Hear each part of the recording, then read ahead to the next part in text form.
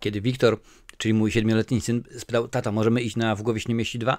No powiedziałem, oczywiście, że tak, jak najbardziej możemy zobaczyć, tym bardziej, że widzieliśmy jakiś czas temu jedynkę, mam na DVD, więc czemu by nie?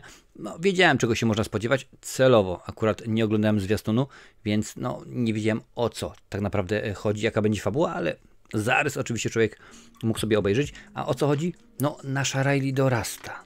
Nasza Riley dorasta i pojawiają się nowe emocje. I tutaj rzeczywiście zaczyna się kłopot, no powiedzmy kłopot dla naszych starych emocji, no można tak powiedzmy ująć to w dwóch zdaniach.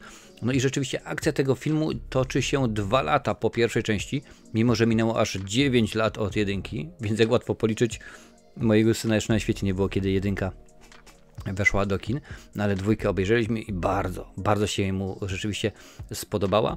Jest scena po napisach, o której powiem później, powiedzmy po napisach, nie ma w tym momencie po co zdradzać i mówić więcej fabule, ale no tak, pomysł, no wiadomo jaki był i tak się zastanawiałem, co zrobią, ponieważ przy okazji jedynki mieliśmy takie było takie wow, rzeczywiście ciekawa fabuła, inny pomysł, coś rzeczywiście co zaskakuje, więc tym razem no niestety tego efektu, jak dla mnie przynajmniej, nie było. Bardzo mi przykro, niestety nie udało się twórcom, bo dostaliśmy, można powiedzieć, klasyczną kontynuację, czyli musi być więcej, głośniej, mocniej. Prawda? Bo rzeczywiście tak to jest. Pojawiają się, no tutaj są 4 nowe emocje i to by się wszystko zgadzało.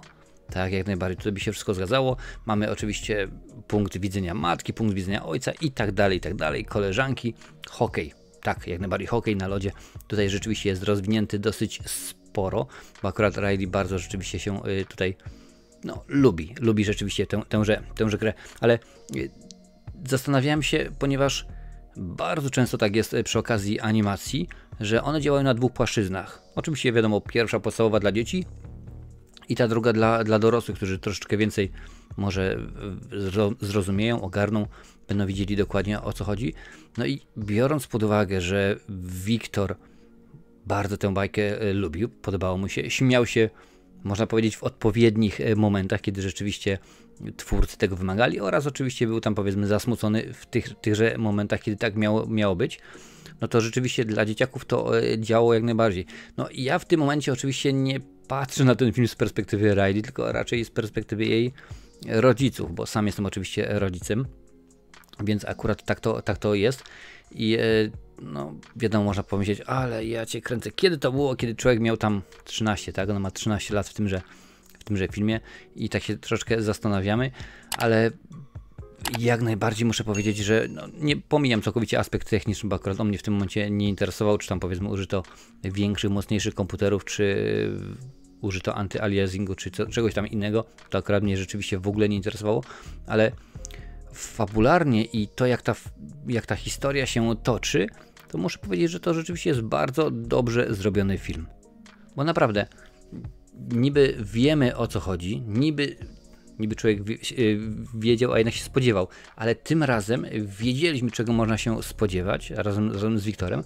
Wiedzieliśmy, jaka może być, przynajmniej w założeniu, fabuła, a tutaj nagle się okazuje, że mimo to dostaliśmy ciekawy, rzeczywiście fajny, sensowny film. I no wiadomo, że nie wiem, jak tam to powiedzmy dubbingowo wygląda w Polsce. No wiadomo, trudno darmo, żeby w Irlandii filmy puszczali w kinach po angielsku, więc możesz mi dać znać, czy dubbing w Polsce jest rzeczywiście dobry, ciekawy. Mimo że kilku aktorów nie wróciło, jak się później okazało, nie zgodziła się włoska firma Mamonna Casucci i Szmal, między innymi Bill Hader bodajże, miał propozycję, żeby wrócił, zagrał rolę, którą wystąpił w pierwszym filmie, powiedział pewnie, że tak, nie ma problemu, dacie pieniądzury, zapłacicie, to pojadę. No okazało się, że niestety nie zapłacił Pixar tyle, ile chciał, a chyba no niestety strzelił sobie w kolano, bo film tylko w weekend otwarcia zarobił już prawie $200 milionów, więc budżet się zwrócił i no można by pomyśleć, że jak tak dalej pójdzie, to będzie kolejna kontynuacja. Pewnie, że tak. Nie będzie. To już Pixar powiedział, że nie będzie żadnych filmów aktorskich. Oni stwierdzili, nie, dziękuję bardzo. My nie będziemy robić tak jak Disney, nie będzie żadnego filmu aktorskiego. To nie tędy droga. Możemy robić kontynuację, jeżeli fabuła oczywiście pozwoli. Jeżeli to będzie miało logiczne uzasadnienie, ażeby kręcić kolejną część, to jak najbardziej będziemy kręcili, a jeżeli nie, to dziękuję bardzo, nie będziemy robić żadnych, i chyba to rzeczywiście im chwała za to, że stwierdzili, że nie ma po co to robić, ale co mnie tutaj tak naprawdę zaskoczyło, to no, wybór tych emocji oczywiście okazuje się, no można powiedzieć, lepiej być wesołym niż smutnym, okazuje się, no nie zawsze, akurat w nie wszystkich sytuacjach, przynajmniej w tymże filmie, bycie wesołym to jest dobra odpowiedź na to, co się dzieje. No i można było się niby przyczepić, no ale zastanówmy się, że są smutne sytuacje, gdzie no nie można być wesołym, nie powinniśmy, więc rzeczywiście jakoś tak to jest. Film ogląda się bardzo lekko, łatwo i przyjemnie.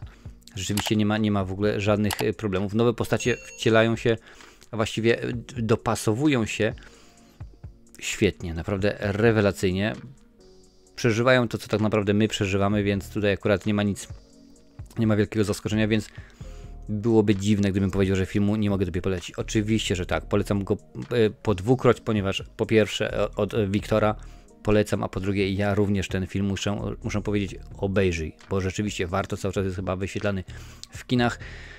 Mam nadzieję, że nie za szybko pojawi się na platformach streamingowych, chociaż teraz to akurat jest różnie, bo Furioza bodajże Mad Max ma się pojawić po miesiącu, niektóre filmy jeszcze szybciej, ale teraz rzeczywiście wracają twórcy, chyba idą po rozum do głowy i stwierdzili, nie, pewne filmy 90 dni, no zobaczymy jak to będzie wszystko wyglądało, no bo wiadomo, że tak, oprócz tego, że film musi na siebie zarobić, też później ma drugie życie na VOD, drugie życie na DVD, Blu-rayu i tak dalej, i tak dalej. Rzeczywiście jak to jest, ale idź, obejrzyj jak naprawdę, bo jest to fajna bajka, ciepła i morał oczywiście jak zawsze jest dobry. Jest też scena po napisach, o której teraz właśnie powiem, więc jeżeli nie chcesz o niej wiedzieć, to raczej w tym momencie radziłbym wyłączyć recenzję. W trakcie filmu nasi bohaterowie główni, czyli nasze właśnie emocje, trafiają, można powiedzieć, do więzienia. Tak? Te nowe emocje je zamykają w jakimś tam areszcie, w jakimś tam sejfie, no i tam spotykają wielki sekret Riley. On tam jest zamknięty z tyłu głowy, ona ma o nim nie pamiętać. No i właśnie w scenach po napisach Radość schodzi po raz wtóry do tego sejfu i mówi: chodź sekrecie wielki, powiedz im, o co chodziło. No chodziło o to, że Riley wypaliła dziurę w dywanie. To niby ma być ten wielki sekret. Radość mówi: a ja myślałem, że chodziło o ten dzień, kiedy ona nasikała do basenu. No i w tym momencie się kończy. Nie wnosi to nic, można by powiedzieć, do fabuły, do uniwersum. Może się okazać, że rzeczywiście za czas jakiś, kiedy dostaniemy, a domyślam się, że dostaniemy trzecią część, bo jak mówiłem wcześniej, dwójka radzi sobie bardzo fajnie w kinach, że to coś znaczy, to ma gdzieś tam rzeczywiście jakiś logiczny ciąg przyczynowo-skutkowy. Czy tak będzie? No, czas pokaże. Ale na pewno tutaj, na tej liście znajdziesz dużo więcej fajnych recenzji, rewelacyjnych i nie tylko bajek.